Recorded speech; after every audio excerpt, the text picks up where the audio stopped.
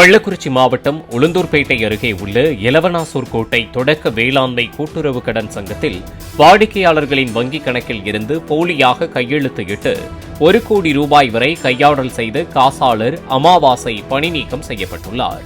இதுகுறித்த அறிவிப்பு வங்கியின் முன்பு வைக்கப்பட்டதை அறிந்து அங்கு வந்த வாடிக்கையாளர்களும் விவசாயிகளும் கூலி வேலை செய்து சேமித்து வைத்த லட்சக்கணக்கான பணம் பறிபோய்விட்டதாக கூறி வாக்குவாதத்தில் ஈடுபட்டனர்.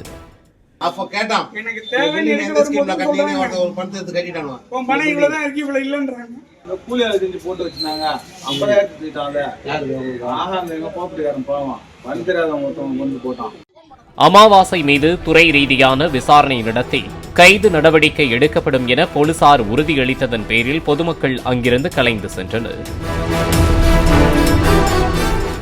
பிளே ஸ்டோர் மற்றும் ஆப் ஸ்டோரில் இருந்து பாலிமர் செயலியை QR கோடு மூலம் பதிவிறக்கம் செய்யுங்கள். செய்திகளை உடனுக்குடன் பெறுங்கள்.